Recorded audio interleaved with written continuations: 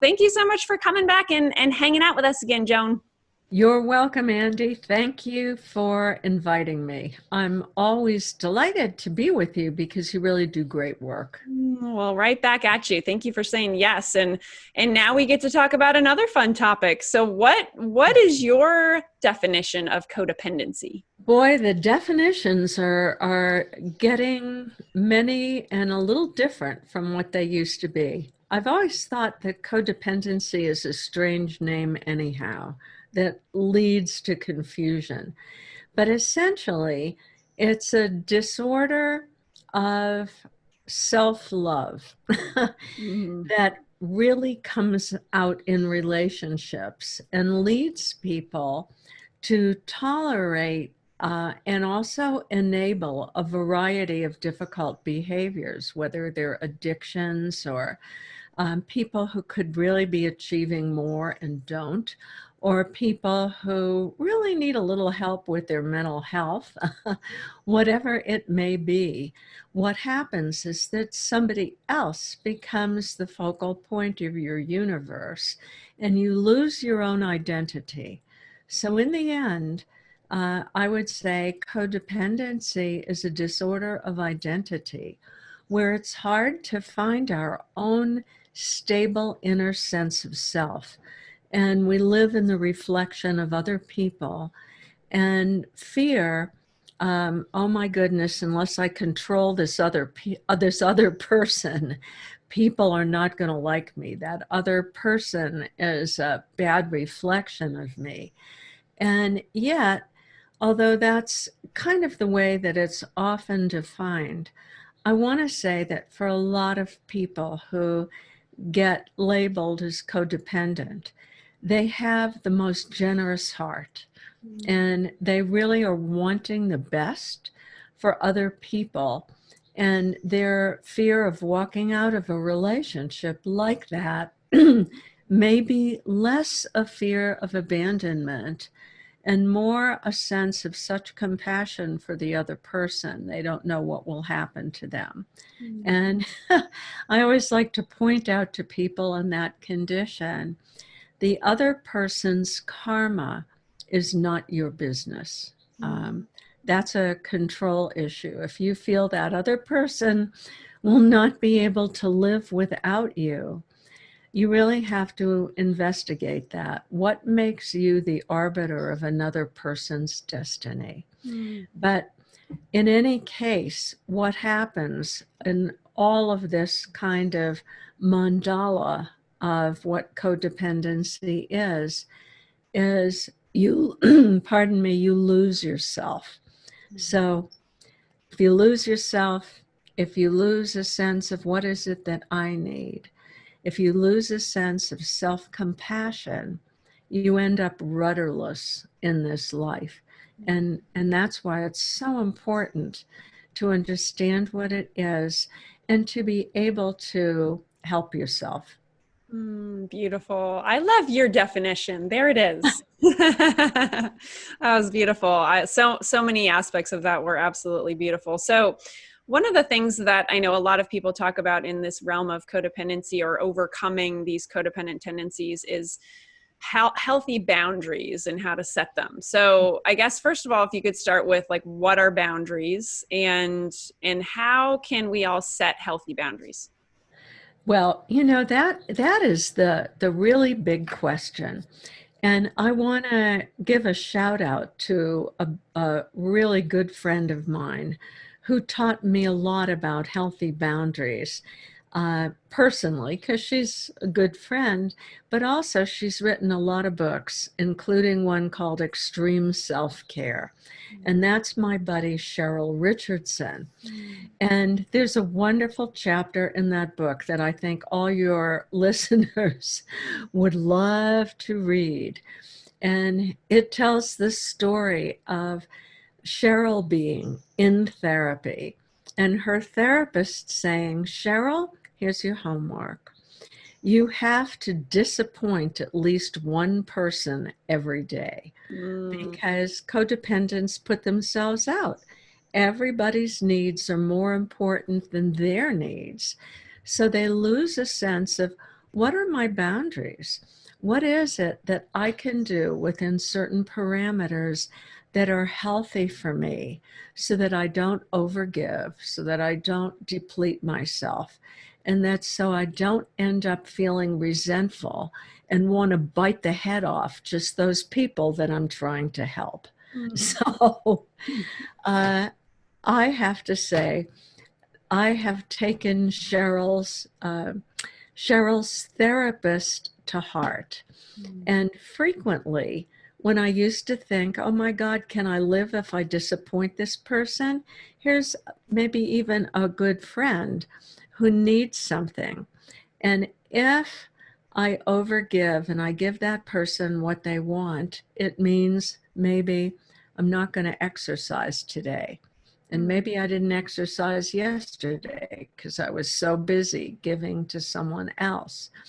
If I give to that person, they get their work done perhaps, but I don't get my work done. So boundaries are, you have to honor what your own needs are for health and well-being. Mm. And so I think all of us these days, we get so many requests from people. We really have to think, how can I honor my own needs? And I remember a couple of times, well, like writing books.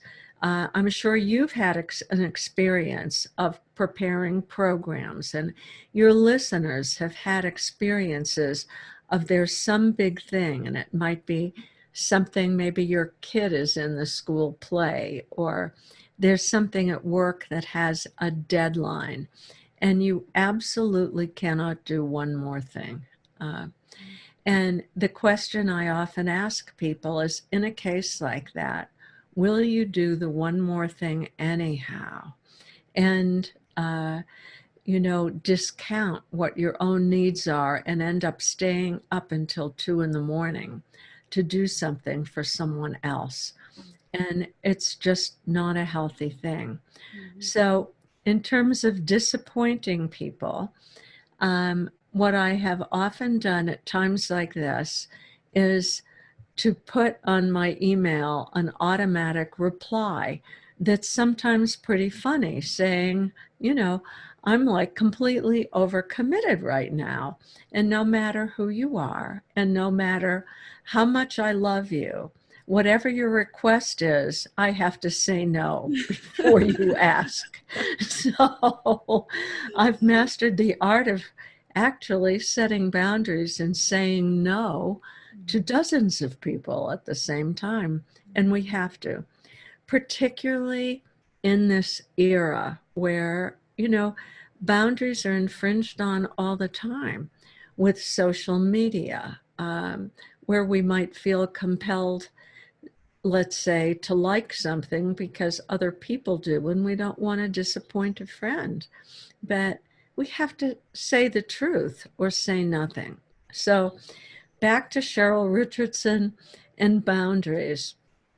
Uh, I was on an airplane with a very good friend of mine, Karen Drucker, who's an amazing singer, songwriter, who has a lot to say about healthy boundaries. She's written several songs about it, including one of my favorites, which is NO, is my new word. When I say no to you, I'm saying yes to me. And it's a great song with a great beat. And we were actually going to a gig together where, we were working in tandem. And Karen said, okay, let's write a good boundary email together that we can send out to people when we really can't do something for them. We had the entire airplane in hysterics. I hadn't realized our conversation was being appreciated for seats in all directions. And we ended up saying in our email, which was just for fun, well, our friend Our friend Karen Drucker, our friend Cheryl Richardson has instructed us that our homework is to disappoint at least one person every day. And we know that you will be thrilled by the fact that you're doing such a great service for us because we've decided that that person today is you. So thank you very much. Oh my goodness. Oh, I love all that. First of all, I love Cheryl. I love Karen. So thank you for bringing them into the conversation. That's beautiful. Oh, you know, I think it's important to bring humor into the situation because, we can really laugh about developing good boundaries and being able to say no to someone else so that we can say yes to ourselves. But for some of us, that's really hard to do. I mean, it's super painful. It brings up such emotional pain that it can become overwhelming. And of course, that pain deep down for some people, not all people, there's different sources of the pain, but is a fear that if we disappoint somebody, they're not going to like us anymore, that that person is going to say bad things about us, that in some way are a confirmation of our deepest fears about ourselves, that we're not loving enough or we're not whatever enough, that we're not enough. And at the basis of all that kind of fear is the fear that all human beings share to some degree. And it's the fear that we will be abandoned.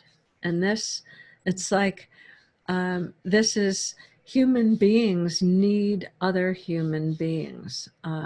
We need the shelter of each other, and it's biological.